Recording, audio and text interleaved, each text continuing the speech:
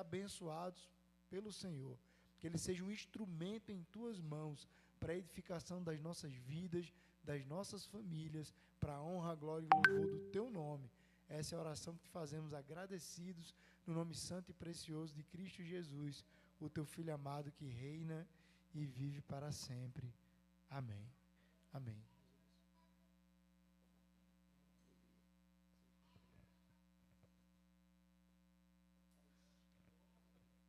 Graças a Paz, amada igreja, boa noite.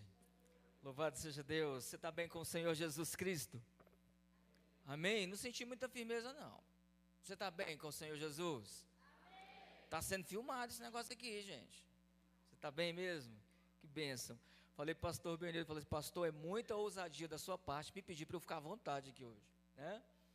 Tem uns jovens que estão me olhando assim, pastor, estou reconhecendo ele de algum lugar. Sou eu mesmo, pessoal. Sabe aquele pregador que veio aqui em março? É porque hoje eu vim disfarçado, hoje eu vim até de terno e gravata, né?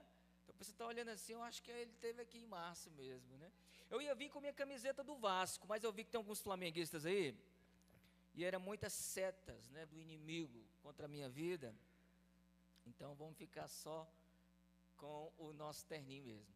Eu queria que você abrisse a sua Bíblia em Efésios, capítulo 6. Lá na PIB Pérola, Primeira Igreja Batista no Pérola, nós estamos também trabalhando o mês da família, e nós estamos trabalhando Efésios 6, do versículo 10 ao 18, famílias protegidas pela armadura de Deus, né? E nós já estamos lá, são 31 dias orando, né, do mês, mas todos os dias, hoje já é o 24º dia de campanha, todos os dias nós vamos à igreja orar com as nossas famílias, e tem sido uma bênção. Hoje lá a irmã Esté está pregando, a minha esposa ficou, a Fabiana dirigindo o culto, e minha filha não quis vir comigo hoje, né? Depois vocês ligam para ela e cobram, olha, você fez falta lá, né? Quis vir não. Que bênção. Queridos, e lá na nossa campanha nós estamos usando Efésios, capítulo 6. Queria compartilhar com vocês do verso 10 até o 18, mas o pastor Benilton me deu apenas até meia-noite para eu pregar, então não tem como eu trabalhar todo o texto, mas eu vou ficar apenas com um único versículo, que é o 16. Nós vamos ler toda a parte da armadura de Deus. Podemos ler? Diz assim: quanto ao mais, sejam fortalecidos no Senhor e na força do seu poder, vistam-se com toda a armadura de Deus, para poderem ficar firmes contra as ciladas do diabo. As mulheres, o versículo 12.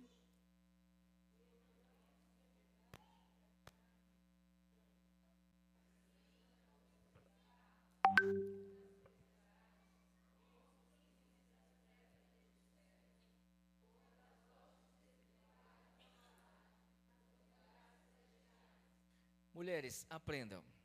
Somente os homens, o versículo 13, vamos lá? Pegou?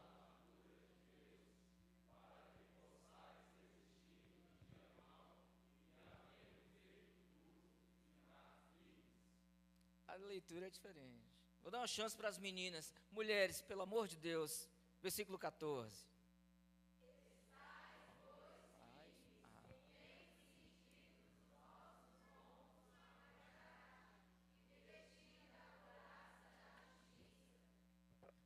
Versículo 15, toda a igreja comigo. Tenha os pés.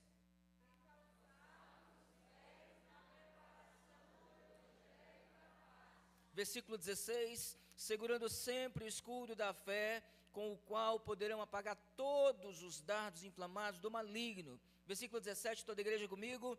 Usem também o capacete.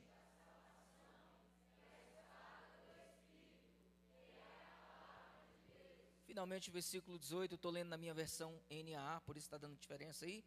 Orem em todo tempo no Espírito, com todo tipo de oração e súplica, e para isto vigiem com toda perseverança e súplica por todos os homens. É santos e homens é a mesma coisa, né, pastor? Não, mesma coisa, por todos os santos. Queridos irmãos, eu gosto de dar títulos aos meus sermões. Famílias protegidas por Deus, usando o escudo da fé. Vou ficar apenas com o versículo 16, que diz: segurando sempre o escudo da fé, com o qual poderão apagar todos os dardos inflamados do maligno. Queridos, a carta de Paulo aos Efésios é uma carta maravilhosa, é a coroa das cartas paulinas. Quando você vai ler Efésios, você vai percebendo ali que Paulo está exortando e trazendo lições para a vida prática do crente. Por exemplo, ele diz até mesmo a forma como nós devemos tratar os nossos empregados e como os empregados devem trabalhar para os seus senhores. Ele fala da real situação dramática que nós estávamos envolvidos quando nós não conhecíamos a Jesus. Ele diz que nós andávamos totalmente perdidos em nossos delitos e pecados. Ele fala que nós fomos alcançados pela graça mediante a fé. E ele também vai dizer que nós devemos viver pelas obras. Elas não salvam, mas nós, os salvos, os eleitos do Senhor Jesus, devemos andar pelas obras que de antemão Deus preparou para que nós andássemos nelas. Então, meus amados irmãos, a carta de Paulo aos Efésios é uma carta prática. É como se Paulo tivesse em mente uma colônia celestial na terra. E esta colônia celestial na terra, para ela viver a própria palavra de Deus, ela precisa então exercer aquilo que a própria palavra de Deus fala para a igreja viver. Quando ele chega no capítulo 5, ele vai falar um pouquinho de família. Ele vai falar até mesmo a forma como o homem deve amar a sua esposa. E o modelo de amor que o homem deve ter pela esposa não é um modelo como a gente conhece por aí, não. Ele dá o exemplo de Cristo. E os homens, os maridos, devem amar as suas mulheres como Cristo amou a igreja e a si mesmo se entregou por ela. Ou seja, o amor sacrificial, zeloso, cuidadoso. E se possível, meu amado irmão, se depender de você atravessar na frente da sua mulher para ela não levar uma bala perdida, você faz isso. Amém, homens? Glória ao Senhor Jesus, viu, mulheres? É por aí o amor que nós sentimos pelas nossas... Aí, amém, né? É isso aí. Ele também vai dizer que tipo de amor a mulher deve ter pelo seu marido. É um amor de respeito, carinho, de zelo pela posição do marido, ser submissa ao marido. Não é isso, mulheres? Não é não? Uai, na minha Bíblia está, lá no capítulo 5, viu? E no original é submissão mesmo. Mas não é essa submissão cega, não. É a submissão bíblica no Senhor. Quando ele chega, finalzinho do capítulo 5, ele vai falar até como os pais devem tratar os seus filhos. E como os filhos devem também tratar os seus pais. Aí já no capítulo 6. Queridos irmãos, então Paulo está ensinando os crentes a serem crentes práticos. Olha que coisa bela, não é? Então o segredo aqui é viver a palavra de Deus, pastor. É exatamente isso que Paulo disse. Quando nós chegamos na altura do capítulo 6, ele vai então trazer uma ideia que não necessariamente ele está falando de família, ele já falou desse assunto. Nos versículos que nós lemos, entre o 10 e o 18, Paulo agora para tudo e vai dizer aquilo que é indispensável um crente ter. É a armadura.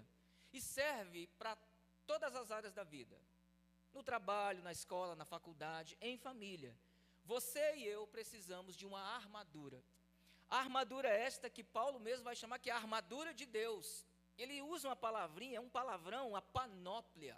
É uma palavrinha grega que significa literalmente todo um conjunto de peças que formam a armadura de um guerreiro. Olha só que coisa interessante. Então aqui ele usa a figura de um soldado romano, um capacete, uma couraça, um cinturão, as botas preparadas lá para pregar o evangelho da paz. Ele fala de escudo, ele fala de espada. Ele traz essa ideia dessas peças de um soldado que está pronto para a batalha, só que ele também já explicou que a nossa guerra não é contra a carne, não é contra o sangue, mas é uma batalha espiritual. E o nosso inimigo é o capeta, o nosso inimigo é o diabo. então, queridos, como é que a gente vence o diabo? Tem muita gente que pensa que vence o diabo com aqueles mantras diários, né? Tem muita gente que até hoje, pastor, tem muitos crentes que até hoje saem somente com o pé direito, que é para dar sorte. Tem crente que até hoje tem medo de ver gato preto na rua. Tem crente que não passa debaixo da escada, né? Tem crente que usa arruda atrás da orelha, uma moeda no bolso traseiro da calça. Aí fica essas coisas. Tem gente que vai na banca de revista comprar as revistinhas do João Bidu para ver o horóscopo. O crente, porque ele tem que derrotar o diabo. Ele vai lá, vai ver o que o Sagitário está dizendo hoje. Eita, não está muito bom o negócio aqui não. Os crentes, como se estas coisas derrotassem o inimigo. Essas superstições, essas mandigas, que ele não tem nada a ver com o cristianismo, não, pelo amor de Deus. Tem muita gente que traz filosofias humanas e até de outras religiões para dentro da sua própria casa, né? E fica aquele mantra diário, nada quebrado, né? Nada quebrado, nada fora do lugar e tal. Como se essas coisas derrotassem o diabo, né? Como se o Salmo 91 aberto sobre a cômoda afastasse o inimigo. Você vai no Nordeste lá, infelizmente ainda tem isso até hoje. Você chega lá, o crente chega lá com um bebezinho, né, para apresentar para a mamãe, para o papai, né? Chega lá e fala assim: olha, vovô, chegou o bebezinho, veio importado lá de Brasília, né? Eles querem colocar uma figuinha do Senhor do Bonfim no braço da criança, né? Quer colocar um novelo, um pedaço de lã, né, na testa, que é para evitar o quebrante, né? Não tem isso? E meus amados irmãos, como se essas coisas afastassem o inimigo, e o diabo dá risada da nossa cara. Mas Paulo não vai por esse caminho. Paulo escolhe um caminho mais excelente. Ele vai falar de uma armadura, e ela é divina. Uma armadura que foi forjada pelas próprias mãos de Deus, não é uma armadura humana. É aqui que eu queria chegar. E trazendo esse texto para dentro do contexto de família, você e eu, por sermos crentes, nós precisamos reconhecer que nós estamos numa guerra. O mundo, queridos, quer destruir a sua família. O inimigo quer derrotar o seu casamento. O diabo quer lançar essas setas, essas flechas, esses dardos inflamados contra o seu casamento e os seus relacionamentos interpessoais. É aqui que nós precisamos usar, portanto, uma armadura que é de Deus. E é uma armadura completa, dos pés, aqui, né, dos pés à cabeça. É uma armadura que não tem como falhar. E se você e eu não tivermos vestido ou revestido dessa armadura, nós iremos perder a nossa guerra. Queridos irmãos, segurando sempre o escudo da fé, com o qual poderão apagar todos os dardos inflamados do maligno. Queridos irmãos, a fé, ela precisa ser o ponto de partida de qualquer família que queira derrotar o diabo. Você precisa da fé. Sem fé é impossível agradar a Deus. Não é isso que vai dizer Hebreus 11, 6? Queridos, mas também Hebreus 11, 1 diz: ora, a fé é a certeza de coisas que se esperam, a convicção de fatos que não se veem. É algo que é certo e é algo que é convicto, ainda que eu não veja, mas eu tenho certeza, está lá. Sem fé, queridos, acabou para a gente. Sem fé. Pastor, eu quero agradar a Deus na minha família. Eu quero agradar a Deus no meu casamento. Eu quero agradar a Deus no meu relacionamento com os meus filhos. Como é que eu faço, hein? Continue crente, continue servo do Senhor. Se apegue a este escudo da fé e não essas coisas mundanas. Queridos irmãos, a fé, portanto, é o alicerce onde a família deve construir a sua história.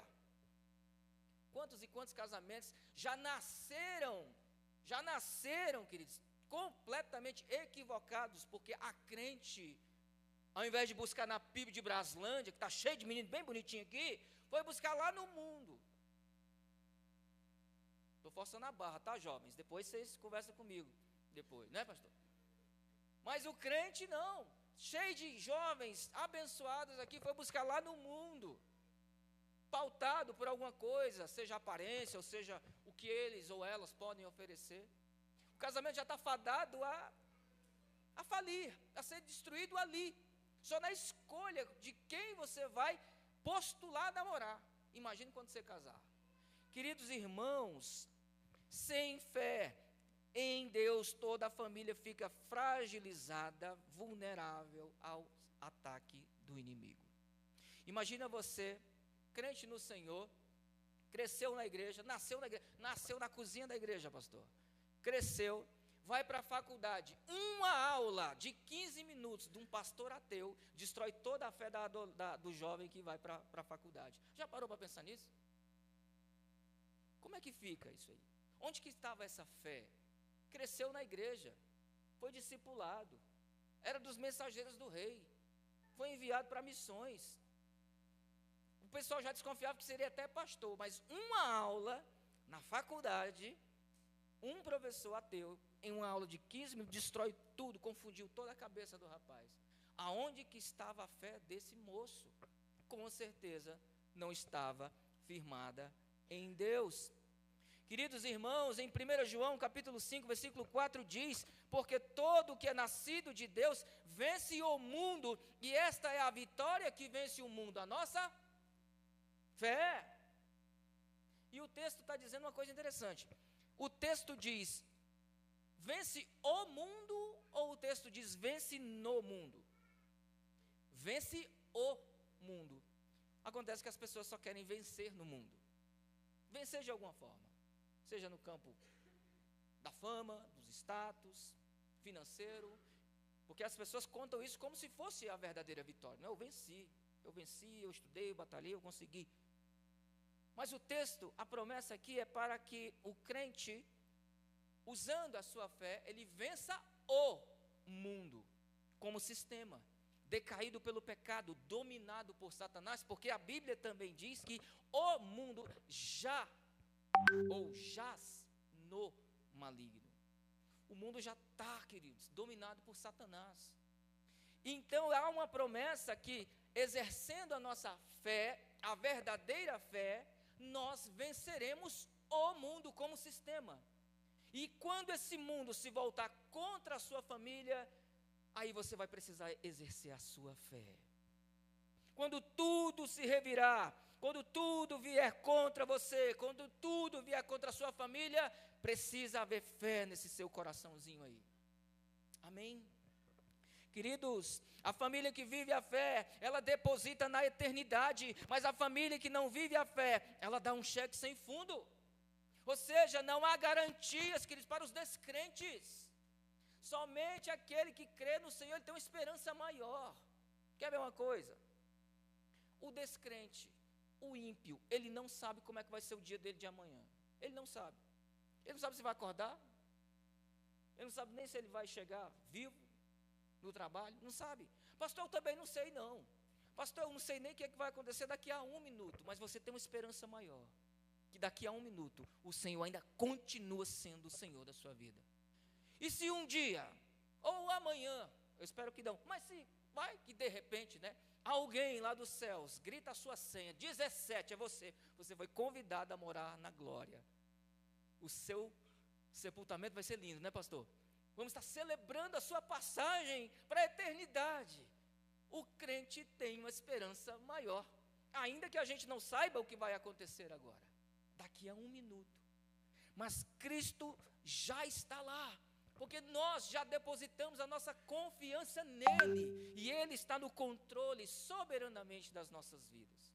É por isso que nós precisamos segurar firmemente o escudo da fé. Billy Graham tem várias frases maravilhosas, mas uma delas é interessante, que ele fala assim: eu li a Bíblia toda e eu descobri que vai acabar tudo bem, né? Olha que coisa bela. Essa é a esperança do crente. Vai tudo acabar bem, ainda que hoje esteja um caos na sua vida. Vai tudo acabar bem, ainda que sua família esteja completamente perdida, completamente aí sendo dissolvida. Vai tudo acabar bem. Portanto, queridos, a fé, e eu me refiro à verdadeira fé, é a esperança das famílias. E eu não falo, queridos, de uma esperança ou uma vida meramente religiosa. Eu não estou me referindo aqui de se tratar de apenas vir para a igreja. Não se trata de quanto tempo você tem de convertido, e não se trata de quanto batista você é. Eu também sou batista. Mas o que seria exatamente isso, se nós não tivermos o escudo da fé em nossas mãos? Queridos irmãos, não se trata, portanto, de ser apenas um crente meramente nominal ou denominacional. Queridos, não estou falando de uma aparência de piedade. Nós estamos falando de uma vida profundamente firmada em Deus, pela fé. E de repente você entra aqui e está me vendo pregar isso aqui. Poxa, esse pastor veio lá de Aguascalientes falar essas coisas aí. Mas pastor, você está falando de fé, para eu continuar crente. Mas pastor, por incrível que pareça, todas as minhas decepções da minha vida foram convivendo com pessoas religiosas, piedosas. E a minha família que se diz crente, pastor, e todas as minhas decepções foi causado por essas pessoas. Olha que coincidência, meu irmãozão. Jesus também. Os maiores embates que Jesus Cristo teve em seu ministério de 3 anos foram com pessoas que se diziam religiosas e piedosas, os fariseus, os doutores da lei. Os maiores embates de Jesus foram contra eles. E na hora que estava lá Barrabás e Jesus, é para escolher um dos dois, o mais perigoso é Jesus. Nós queremos Barrabás, pode descer Barrabás. O pessoal estava louco. Ô Barrabás, cadê você? Nós viemos aqui só para te ver. O pessoal queria Barrabás. Queridos, na família de Jesus, os irmãos de Jesus não acreditavam que ele era o Messias. Só passaram a acreditar no Senhor Jesus Cristo como Messias depois que ele morre e depois que ele ressuscita. Ele era reprovado dentro da sua própria família. Queridos, até mesmo dentro dos 12 que ele escolheu para ser o discípulo dele. Dos 12, um traiu. O outro negou, dizendo que não, o senhor não vai morrer não, ninguém vai tocar no senhor não. Se preciso for, eu morro essa noite pelo senhor. Foi o primeiro que negou 3 vezes. E os outros fugiram. Olha que coincidência, queridos. Boa parte das decepções de Jesus Cristo em seu ministério também foram causadas por pessoas que se diziam crentes. Então essa decepção não é só sua, Jesus sabe exatamente o que você vivenciou e está vivenciando. As suas histórias com Jesus são muito parecidas, porque tanto você quanto Jesus, talvez você, mas Jesus certamente, ele viveu traições, calúnias, negações, perseguições, provações, tentações, ciúmes, injustiças, acusações levianas. É isso que você está vivenciando? Jesus também. Queridos, o mundo é mau. Meu amado irmão, nesse mundo nós temos sempre uma cruz, um deserto e um Judas, né? Para encher a nossa paciência. E de repente você está vivenciando os 3. Está levando a sua cruz pelo um deserto e um Judas do seu lado aí. Mas, meu amado irmão, tenha sempre a convicção, Cristo estará sempre com você, se você não soltar o escudo da fé. Amém? E desse por satisfeito você está vivenciando isso aí, o deserto, a cruz e o Judas.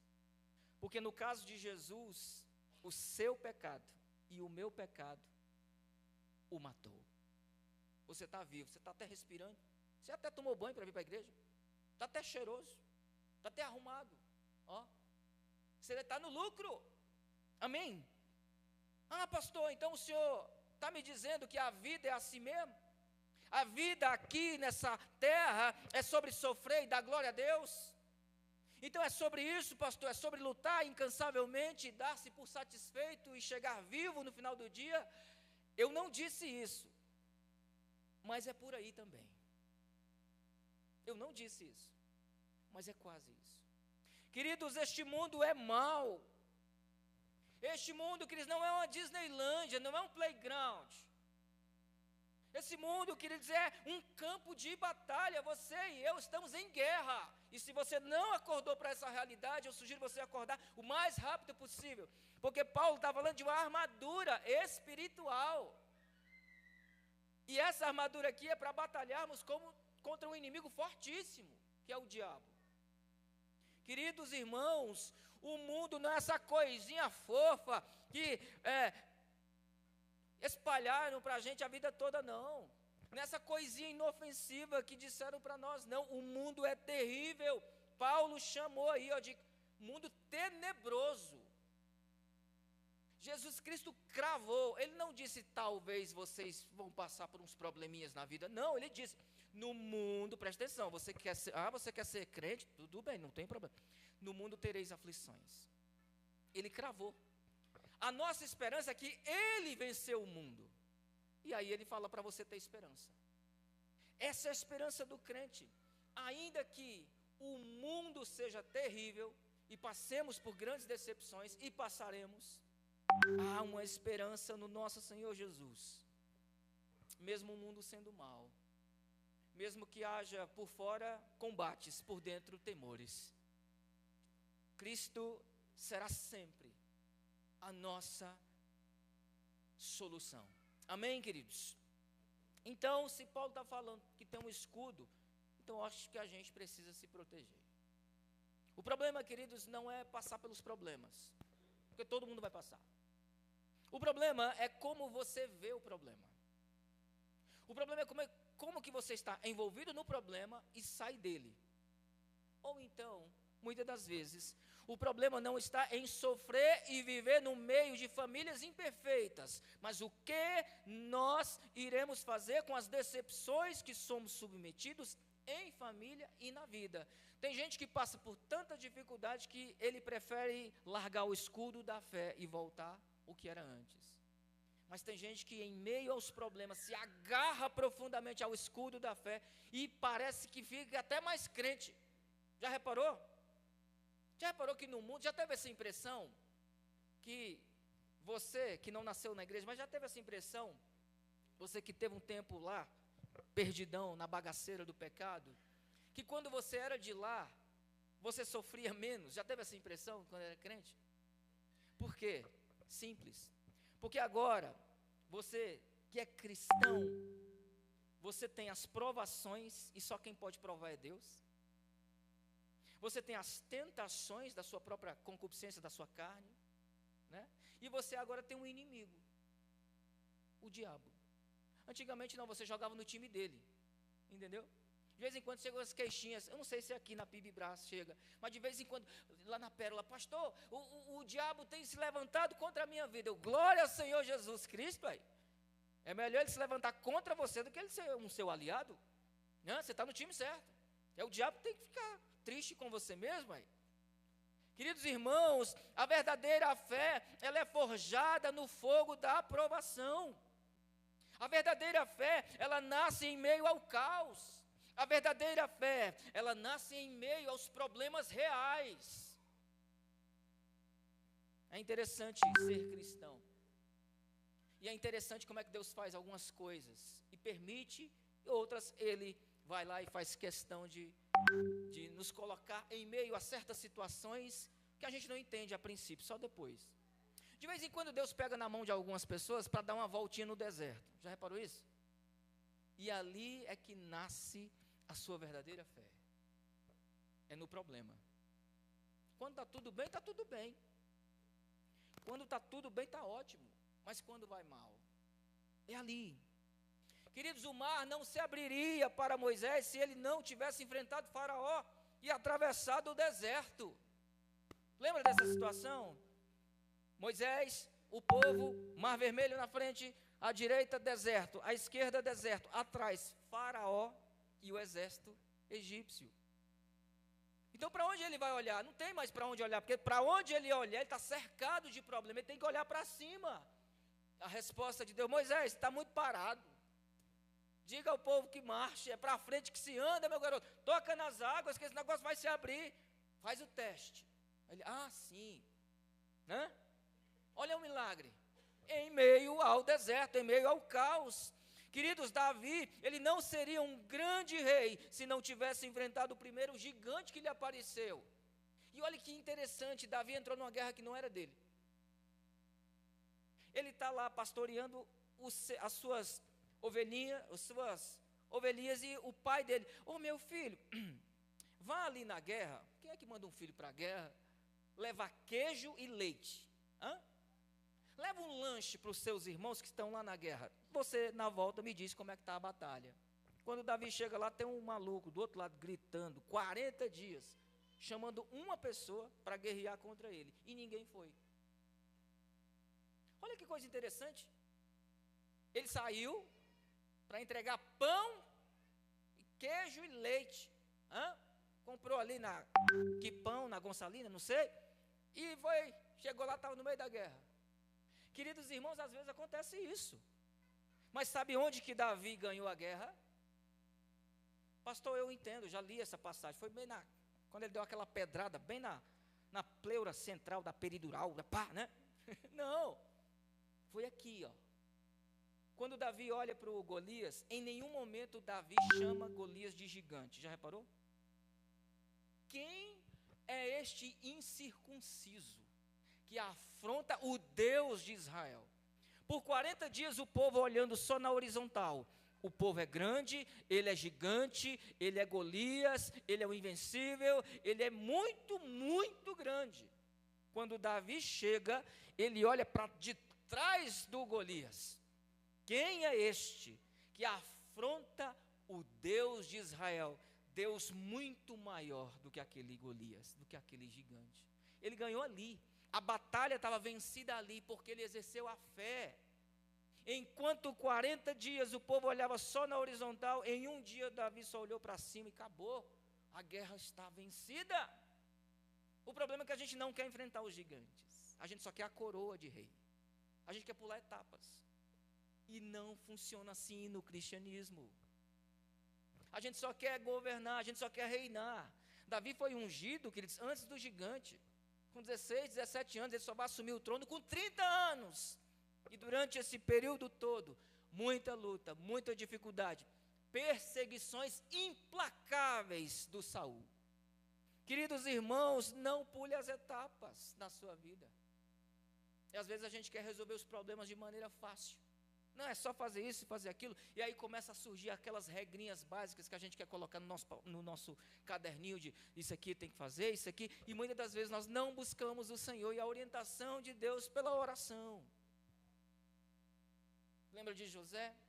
José não teria sido governador do Egito se antes ele não tivesse sido jogado na masmorra, traído, vendido e revendido pelos próprios irmãos, família. E ele sai do fundo do poço para ser governador. Viu só como eles têm muita coisa em comum? A fé em Deus. Paulo não teria forças para continuar se a grande graça de Deus, misericórdia do Senhor não o acompanhasse. Na hora que ele mais precisou, ele até orou. O que é que Jesus falou para ele? A minha graça é suficiente, ou a minha graça te basta. Você está procurando algo que você já tem. E muitas das vezes a solução que nós buscamos, queridos, só está em Deus. E a graça dele sempre será suficiente em nós. É isso mesmo. A vida cristã é assim. Na vida cristã, nós aprendemos a base de ferro e fogo. Tem vida fácil para quem é crente não, queridos. E aí você me pergunta, mas pastor, eu não sou Davi, eu não sou Moisés, eu não sou José, eu não sou Paulo, o que é que eu faço? Querido, eu também não sou nenhum deles.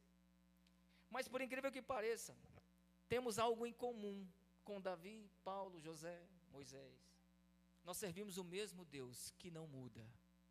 Nós servimos ao mesmo Deus que não muda, e Ele faz você sim andar em meio às águas. E essas águas aqui são os problemas. E se preciso for, Ele faz você enxergar o gigante como se fosse algo muito pequenino. E pela própria graça de Deus, que é suficiente, você vence os seus problemas. Pastor, mas você não conhece a minha família, você não tá por dentro. A minha família tem muito problema, pastor. É maior do que Deus? É maior do que o próprio poderio do Senhor sobre a sua vida? O problema nunca esteve na armadura de Deus. O problema está como nós a usamos. Queridos irmãos, você crê no mesmo Deus deles, e é crendo neste Deus que nós não temos como perder. O nosso Deus, Ele sabe trabalhar. E o nosso Deus, Ele guerreia a guerra que é nossa. Ele toma para si. E quando tudo parece perdido, Ele entra na batalha e vence por você. Já reparou? É assim que Deus trabalha, queridos. Deus não trabalha com coisas incertas. O texto diz, nós até lemos, não é o 16, mas Paulo diz no 13, que depois de ter vencido tudo, permanecerem inabaláveis. A certeza de quem usa a armadura de Deus, ele depois de ter vencido tudo, ele nem cogita um empate, é só vitória. Olha que coisa interessante. Queridos irmãos, quando você chegar nesse estágio da luta, da batalha, enfrentar os gigantes que você tem pela frente, queridos irmãos, você então chegou no estágio de usar a armadura de Deus. Agora, você está na hora de exercer a verdadeira fé, que não nasce na religião, que não nasce nas pessoas religiosas, mas nasce em Deus. E famílias protegidas pela armadura de Deus precisam soltar suas armas humanas e confiar somente na armadura do Senhor. A armadura do Senhor é uma armadura espiritual, e ela é poderosa para derrotar o inimigo. Famílias fortes creem em Deus e nas promessas de Deus. Eu duvido muito que uma família que seja cristã não tenha promessas. Quer ver uma coisa? Você tem promessas de Deus? Dá só um glória a Deus para o pessoal de casa saber que a igreja está cheia. Olha aí. É um glória a Deus com aleluia. Então a promessa é muita promessa. Queridos irmãos, você pode pensar assim, de repente você entrou aqui, falou assim, não, mas pastor, eu não quero brincar disso mais não. Eu já sou crente há um certo tempo, só tem luta, tribulação, aflição, chega. Inclusive, pastor, hoje eu vim me despedir do pastor Benilton. Hoje é meu último culto nesta igreja. De repente você que está aí nos assistindo em casa, pode estar pensando, não, é a última vez que eu venho a essa igreja. Por quê? Porque já chega. Estou lutando muito, não estou vencendo nada. É isso mesmo que você quer? Tem certeza que é hora de desistir? Então você nunca terá experiências com Deus. Nunca. Você vai ficar apenas no campo de ter ouvido falar de Deus e nunca ter conhecido mais a fundo. Vai apenas ficar com as decepções e frustrações da vida, sem experimentar a graça de Deus e os livramentos que só Ele pode dar. E vai ficar em casa, brincando de bem me quer, mal me quer, bem me quer, mal me quer. Você nunca vai se aprofundar no Senhor se você soltar o escudo da fé agora. Olha esses homens. Todos eles, queridos, passaram por lutas, aflições, problemas terríveis, emocionais, espirituais, físicos, e Deus estava lá com eles. Dito isto, 3 e muito rápido, que eu vou falar aqui, 3 lições sobre esse texto, do versículo 16. O texto diz, segurando sempre o escudo da fé. É segurando sempre ou segurando até o primeiro problema surgir? É segurando sempre ou até a primeira fofoca sobre o meu nome acontecer? É segurando sempre ou até o primeiro que vier pisar no meu calo, aí eu tenho que soltar? É segurando sempre o escudo da fé. A minha primeira lição aqui que eu aprendo é: a fé é o firme fundamento da família cristã. Queridos, e a fé, ela precisa ser exercida diariamente dentro do lar. O escudo da fé não é apenas um conhecimento teológico ou intelectual acerca de Deus. O escudo da fé, na verdade, vai trazer você a realidade prática de exercer a fé. Queridos, somente a confiança em Deus na prática vai fazer com que as promessas do Senhor sejam realizadas na sua vida. Queridos irmãos, para Deus fazer um milagre, você nem precisa da fé. Mas é bom que você creia. Porque se Deus for fazer as coisas somente baseado naquilo que nós cremos, aí vai ter problema. Que hora que Deus vai agir? E Ele é soberano. E mesmo que a nossa fé seja pequenina, lembra de Jesus falando isso? Ou muito grande, Deus age, por graça e misericórdia. Queridos irmãos, a fé é o escudo que nós não podemos soltar ou abrir mão. A fé é o escudo que nós não podemos deixar de usar. É o escudo que precisamos segurar firmemente, principalmente nos dias difíceis. É ali. É ali que tu tem que mostrar que tu é crente mesmo. É quando a luta vier. É quando o WhatsApp vier aquela mensagem. Vem aqui no meu escritório. Aconteceu um negócio aqui muito esquisito. E você ir lá. É quando a luta aparecer, quando você menos espera. Tem um gigante na sua frente. E por mais que você tenha corrido pelo deserto, há um exército ainda atrás para matar você.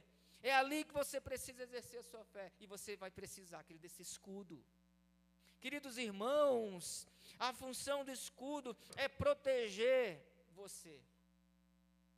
Logo, a fé vai te proteger do seu inimigo. E a nossa família, diante das crises, das tentações, dos medos e dos ataques espirituais, precisa se proteger com a palavra de Deus, com a oração e viver na total dependência do Senhor. É usando sempre a fé que você vai destruir os dardos inflamados do inimigo. E os pais aqui presentes, atenção papais, eu também sou pai. Eu sou pai da Ana Clara, 14 anos, linda, cara do pai. E se a mãe assistir isso aqui, eu estou enrolado. Enfim, queridos, nós precisamos ensinar os nossos filhos a segurar firme o escudo da fé. Porque lá na escola, onde o papai e a mamãe só chegam no portão, ali, queridos, os nossos filhos são bombardeados por setas, flechas, dardos inflamados do maligno. Uma haste pontiaguda de ferro, envolvida num pano, embebida com um produto inflamável. Toca-se fogo, atirava-se. Se a flecha pegasse na pessoa, feria ou matava. Quando pegava ao lado, queimava tudo, minava as forças do inimigo. Os nossos filhos são bombardeados com estes dardos inflamados do inimigo. E a gente não está lá para ver. A gente não está lá nem para defendê-los. E quando chega a notícia, chega distorcida, e os nossos filhos já estão sofrendo. Queridos irmãos, mas é em casa, não é na igreja não, tá? É na sua casa. É na sua casa, papai e mamãe, que você vai discipular os seus filhos. E nunca terceirize essa responsabilidade. Não passe para o líder dos jovens, dos adolescentes. Não terceirize essa responsabilidade, é sua. Mas infelizmente, queridos, muitas famílias têm trocado o ensino da palavra de Deus por vãs filosofias humanas. E têm ensinado em casa aquilo que a palavra de Deus não ensina. Ou muitas das vezes não tem ensinado absolutamente nada. O exemplo de muitos pais, pasmem, cristãos, tem se tornado um péssimo exemplo. E muitos filhos já nem querem mais virem para a igreja por causa do pai ou por causa da mãe. Ou muitas das vezes querem apenas o pai da igreja.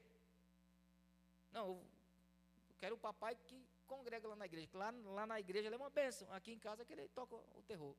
O pastor não está presente. Queridos irmãos, nós precisamos sempre do escudo da fé para eliminar os dardos lançados contra a nossa família. E esses dardos inflamados do diabo são os ataques, principalmente na mente e nos relacionamentos familiares. Dardos inflamados que incluem dúvidas, medos, incluem fofocas, impureza, orgulho, ansiedade. E essas coisas vão minando as famílias. vão minando as famílias. Meu segundo ponto, minha segunda lição, que eu encontro nesse texto, é que a fé destrói as investidas do inimigo, com o qual, ele está falando do escudo, com o qual poderão apagar todos os dardos inflamados do maligno. Quando ele lançar, você vai se proteger com a fé. Queridos, o escudo da fé te ajuda a vencer o mal. A fé é um poderoso escudo para eliminar as investidas de Satanás. E pela fé, e usando a fé, nós cultivamos e promovemos o perdão, a paz e evitamos tudo o que enfraquece a comunhão e a santidade na família. Já reparou que uma casa que está em paz, até os passarinhos se achegam e ficam bem pertinho cantando lá? Né? Já viu quando a casa não tem paz? Nem os pombos querem pousar no telhado, que é tanta barulheira, né? É tanta bagunça que os pombos saem tudo voando. Hã? Os cachorros não aguentam quieto, briga. E o pior é que o inimigo, ele gosta disso. Se tem uma coisa que o diabo adora, é barraco de crente. Hã? Barraco de crente, meu amigo, o diabo vai para cima de um poste, coloca um cigarro na mão, um copo de uísque na outra, cruza as perninhas e fica só dando risada. É o stream favorito do diabo, é ver dois crentes se pegando. E tem um detalhe, toda a vizinhança precisa saber. Começa a briga, o cachorro latindo, papagaio voando, aquela coisa, os pombos na rua, e aí bem na hora, chega o entregador da Shopee, pedido. O que está acontecendo aí? Não, é os dois crentes estão brigando aqui. Aí começa a vizinha, vai a fofoqueira, o que está acontecendo aí? Começa aquela coisa toda. Já viu isso? Os cachorros do vizinho começam a latir, os de trás, todo mundo. Toda a rua fica sabendo. No dia seguinte, menina, você viu aquela confusão? Aí o pessoal, quem era? Era crente. Com o marido. Aí fica aquela coisa. Aí o pobre do irmão que congrega na mesma igreja, né? Como é que foi aquela confusão? Que confusão? Não estou sabendo de nada. Como se tudo que acontecesse dentro da casa da pessoa acontecesse na igreja, né? Aí por causa de tudo isso, a igreja tem um nome. Não congrega nessa igreja não. Olha como é que é a minha vizinha, né? É até vergonhoso mencionar essas coisas, mas é a verdade. Queridos irmãos, esses dardos inflamados muitas vezes entram na casa da pessoa, a pessoa nem percebeu. E aí começa aquela briguinha de pais com os filhos, né? E aquela coisa, um pai joga o menino contra a mãe, e aí começa a briga da mãe com o pai. Já viu isso? Aquela discussão. É o filhinho favorito da mãe que não mexe no meu filho não, né? Aí o pai não pode brigar com o menino, com a menina, porque é favorito da mamãe. E ela protege, e vice-versa. Queridos, uma confusão, e muitas das vezes nem percebe que a gente está alimentando essa chama que foi lançada com o dardo inflamado do maligno. O dardo foi lançado e ele caiu fora. E fica só as famílias brigando entre si. Chega no final da noite, a gente nem sabe por que está discutindo. Por que a gente discutiu mesmo pela manhã? Nem sei, nem lembrei. Porque a gente não vigiou. Foi um laço do inimigo. Foi um dardo lançado contra a gente. E a gente não parou para pensar, isso aqui não é de Deus. Queridos irmãos, precisamos vigiar sobre isso aí. Portanto, a proteção espiritual da sua família depende de uma vida de fé somente em Cristo. Queridos irmãos, os reformadores e os puritanos, quando eles olhavam para esse texto aqui, eles entendiam que o escudo da fé era o próprio Senhor Jesus protegendo os crentes. Quando você se arma com o escudo da fé, você literalmente está se armando de Jesus. Jesus está te protegendo. Cristo é o nosso escudo que nos protege do diabo. E uma família forte e espiritualmente saudável, ela não é sustentada apenas por regrinhas do cabeça do lar, mas por um relacionamento verdadeiro com Deus, aquele que instituiu e é o cabeça das famílias. Queridos irmãos, e aqui eu vou para o meu último ponto, vai ser o mais rápido de todos. A fé vence o inimigo. Veja bem, lembra dos meus pontos aqui? A fé é o firme fundamento da família. Lembra? Segundo ponto, a fé vence, né, todos os dardos inflamados do maligno. Ok. Agora, a fé vence o próprio inimigo. Por quê? Porque ele já está sem armas. E o inimigo sem armas não tem como mais te assustar. Você já está protegido. Então, todas aquelas hostes do maligno, porque eles são bem organizadinhos, né? Para fazer o mal, o capeta ele é muito organizado, tem hierarquias. Paulo falou isso aí. Mas quando ele está desarmado, acabou, ele vai para outra família. Aí chegam uns demôniozinhos novatos, vamos testar de novo, contra aquela. Não, contra essa aí não. A gente já foi várias vezes, eles já estão, né? Estão protegidos com o escudo da fé. Vamos para outra. Ali você se armou de Jesus. O inimigo não toca em você. Aquele que é do Senhor, o maligno não lhe toca. O maior sonho do inimigo é tocar na sua vida. E Deus não vai deixar. Amém, queridos? Com o qual poderão apagar todos os dardos inflamados do maligno. Queridos, a nossa fé vence o mundo como sistema, mas a nossa fé também vence o diabo como nosso inimigo. A nossa fé, portanto, deve estar posta em Jesus Cristo, que nos salvou, nos guarda e protege a família. E eu queria ler um texto para você, e encerro aqui lendo Efésios capítulo 1. Volte a sua Bíblia um pouquinho aí. Efésios capítulo 1. Versículo 20 ao 23. E por que eu fiz questão de separar isso aqui? Porque se Jesus Cristo é o nosso escudo da fé, então eu preciso saber em quem eu estou colocando a minha fé. Efésios capítulo 1, versículo 20 ao 23 diz assim: Ele exerceu esse poder em Cristo. Está falando de Deus, que exerceu esse poder em Cristo. Fazendo o quê? Ressuscitando-o dentre os mortos e fazendo-o sentar à sua direita. Aonde?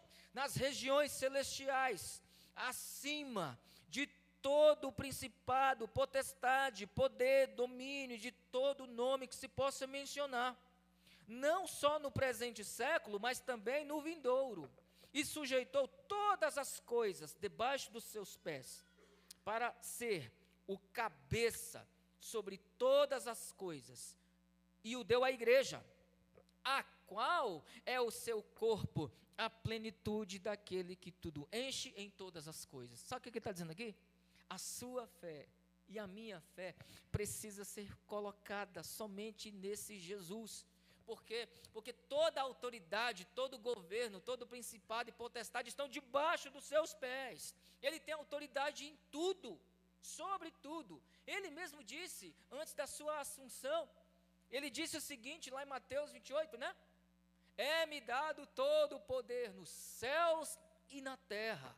É por isso que o diabo, queridos, não tem poder sobre a sua família, sobre a sua história, sobre o seu nome, sobre você, porque Cristo vai à frente de todo o principado e potestade, seja no céu, seja na terra. Nada pode vencer o nosso Senhor Jesus Cristo. É nele que nós devemos confiar, queridos. E se ele for por nós, quem será contra nós? Quem? Paulo faz essas perguntas lá em Romanos 8. Será a tribulação, perigo, espada, fome, nudez, pisão no calo, probleminha aqui, probleminha ali? Nada disso vai nos separar do grande amor que há no Senhor. Nada disso nos separa, queridos. Por quê? Porque nós somos os bambambãs, porque Ele é tudo e nós somos apenas alguém que deseja colar nele. Segura firme, queridos, o escudo da fé. Não desista, não desanime. O mundo é mau mesmo. A sua vida vai continuar normalmente quando você cruzar essa porta para lá. Mas, queridos, há Deus na sua vida e você está protegido por esse Senhor. Amém? Eu queria orar pela sua vida. Eu queria que você mesmo sentado aí, curva a sua cabeça, ore por você e ore pela sua família. Pai, nós te louvamos nessa noite, bendizemos o teu santo nome. Deus, e nós, como famílias, precisamos nos fortalecer no Senhor e na força do seu poder. Nós só precisamos do Senhor e nada mais. O Senhor é suficiente em nossas vidas. A sua graça nos basta. O seu poder está sobre nós. Nenhuma seta do inimigo vai nos atingir, porque o escudo da fé irá nos proteger. Deus abençoa famílias, guarda os nossos filhos das setas do inimigo, protege os casamentos, ó Deus. E não importa, ó Pai, como que os casais chegaram aqui nesta noite, que eles possam encontrar no Senhor apenas um refúgio, para que exercendo a fé, em comum acordo, eles possam, Pai querido, lutar também e guerrear em favor dos seus casamentos. Que as famílias sejam unidas, que as famílias busquem a paz, que as famílias busquem ao Senhor. E ainda que haja no meio de nós temores, combates, lutas, aflições, com o escudo da fé, nós venceremos, porque o Senhor estará sempre conosco. Assim nós oramos nessa noite, convictos do que o Senhor fez, faz e ainda fará em nosso meio. Porque grandes coisas o Senhor já fez até o dia 24, aqui nesta igreja, no mês da família. Deus, mas nós veremos ainda muitos frutos que o Senhor há de fazer acontecer em meio às famílias. Assim nós oramos em Cristo Jesus. E toda a igreja diga amém. E se você puder, não para satisfazer o pregador, muito pelo contrário, toda a honra e toda a glória ao Senhor. Aplauda ao Senhor Jesus Cristo nessa noite, porque Ele é bom, Ele é grande, Ele é poderoso.